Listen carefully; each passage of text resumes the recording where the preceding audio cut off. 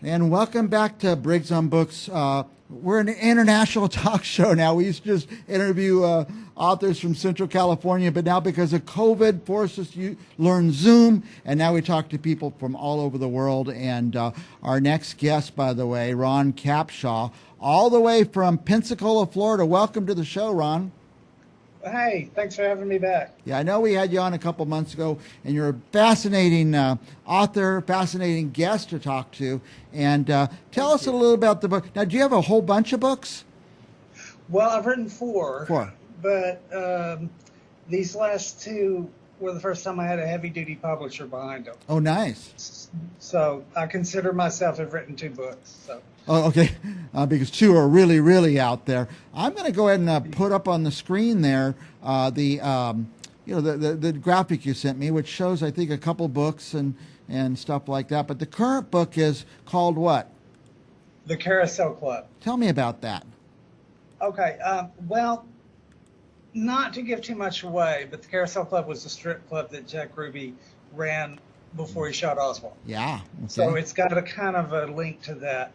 But with the genesis of the book was I was reading the Amityville horror novel, and I never realized that there was some real life murders that occurred in that house. I didn't realize till years and years after that those were real murders. Yeah.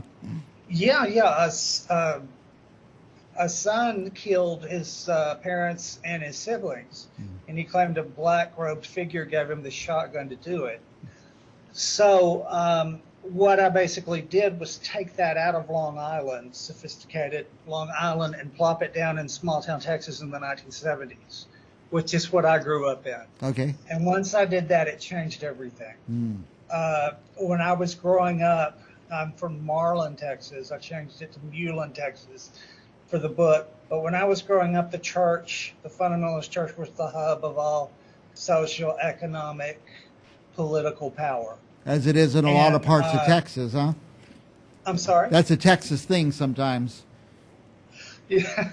Well, anyway, the family is murdered, and the family is very glamorous to the small town people in Mulin, Texas. They see this guy, the father, is them making good.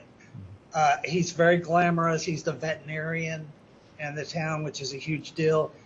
Most importantly, he's an elder in the church, the town's church. And an elder, I don't know if you know this, is pretty about as high as you can go in a fundamentalist church. He controls the economic strings. He determines how much the preacher is paid.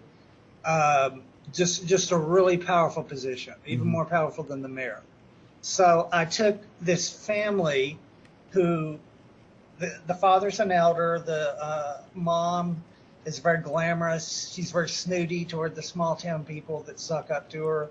There's a daughter that's kind of nerdy, dumpy, stands to one side and just watches people like she can't wait to see them slip on a banana peel. And then there's the black sheep of the family, Donald. Now he's the one who's going to allegedly have killed his family.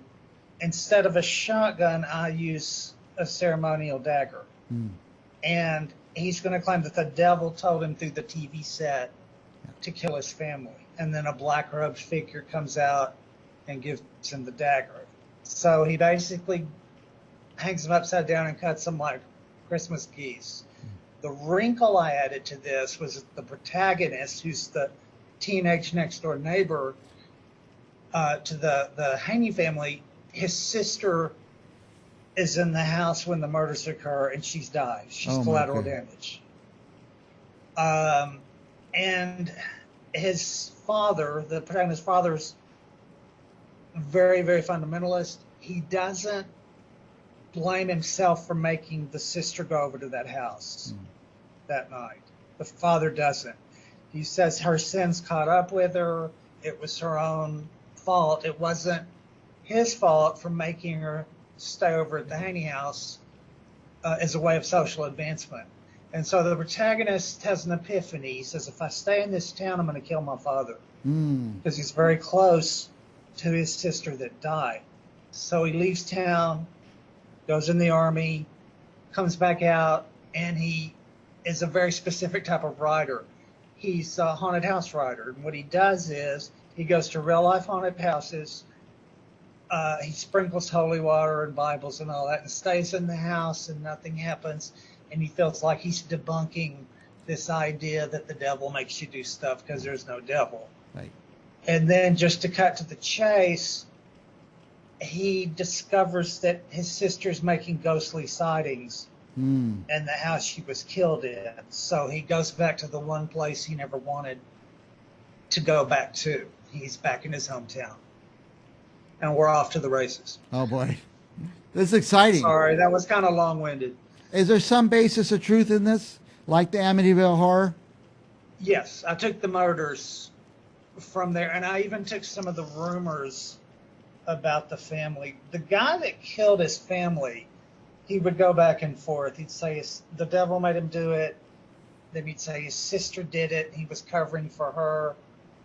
And so I'll leave it ambiguous until the very end, which, if I did this right,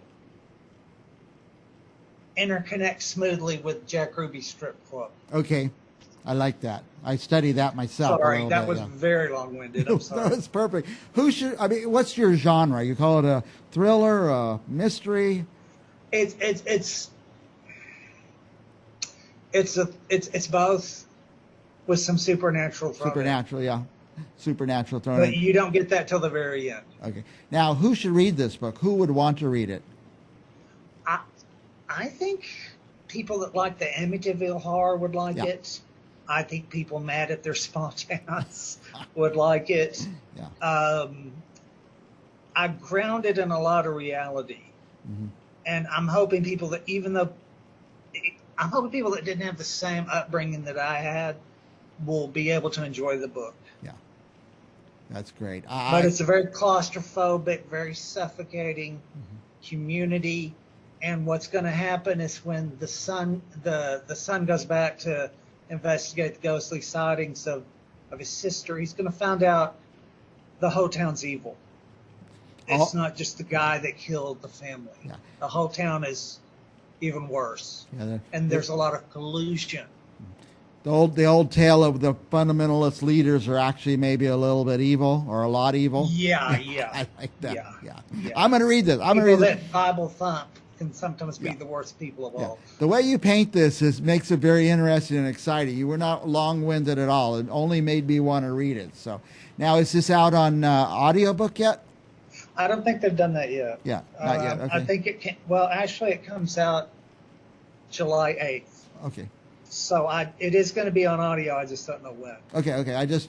Older people like me, it's harder and harder to read the small print, and I love audiobooks now. So I always ask that. So. Well, you'll like it. I'm sure you're younger than me, but if you have a passing reference or passing interest to Jack Ruby or the Mafia or Kennedy and all that, I'll try to bring that into the small town. Very good. Very good. Ron, we're way out of time. Anything else you want our viewers to know before we go away? No, I'm going to rest with this book for a while. Okay, so go to, say, Amazon.com, for example, and type the Carousel Club. Yes, it should be there for pre-order. Yeah, and I went up to, I typed Capshaw when I got to Amazon, and it popped right up there. So I think people are going to be able to find it. So. Okay. And as it comes out and people are reading it and talking about it, let's talk another time, Ron. Okay, that'd be great. I enjoy talking to you. All righty. And the book is The Carousel Club. It's coming out. Be ready for it. We'll be back with more Briggs on Books right after this. All right. Thank you.